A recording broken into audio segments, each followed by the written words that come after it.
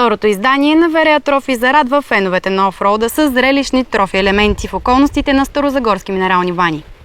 Участниците мериха сили и умения от 19 до 21 август, а мотото на зрелищната надпревара е "Не карай диво, карай на диво". Верея Трофи е кръг от българския офроуд шампионат, което допринася до по-силната борба между екипажите. Това е второто издание на Верея Трофи и вече смятаме да го превърнем в традиция, тъй като състезателите им харесват нашия формат на състезанието, начин на преодоляване на трасето, екстремите и всичко в състезанието. Така че с бъдещите години мислим да го доразвием и да станем още по-добри. Миналата година на нашето първо издание имаше 28 екипажа в два класа, но според тази годишния правилник се наложи да разделим двата класа на други три. В момента имаме 24 екипажа, разделени пак в три класа, като имаме клас стандарт, клас хоби, който е за серийни автомобили без ограничения. Екипажите за двата дни са карали около 50 км, разделени са в три класа, като двата са в национален шампионат България Трофи Челендж, а другите са автомобили, които участват за удоволствие, въпреки те пак са в състезателен формат. Стартът на състезанието за двата професионални класа модифицирани стандарт бе даден в петък, 9 сутринта от лагера.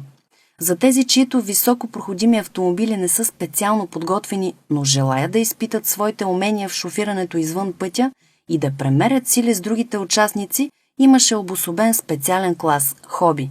Специални мерки бяха взети за опазването на горските площи, през които преминава трасето на състезанието, и организационният екип много строго наблюдаваше това да се спази.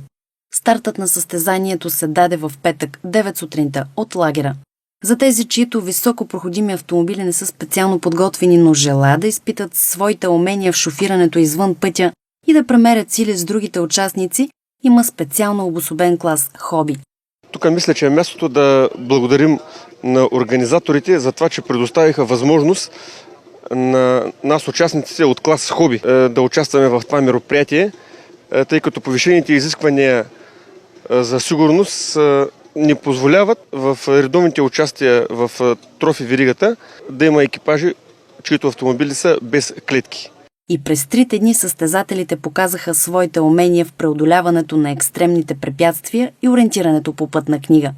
Зрителите имаха и своите специални места за наблюдение на най-интересните точки от деня. Какво беше усещането вътре в колата, докато спускаш? Не виждаш нищо и се спускаш на сляпо и се надяваш въжет да не се скъса.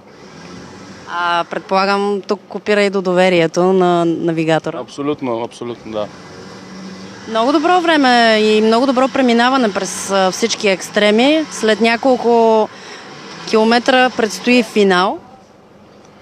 Надявам се да нямаме проблеми. Имаме още малко от екстрима. Стръмно изкачване. Почти 3-месечна подготовка за второто издание на Верея Трофи, но пък усилията на целия екип съвсем не са били напразни. Подробен репортаж от Верея Трофи очаквайте много скоро. Единствено в предаването Автомото Хоби.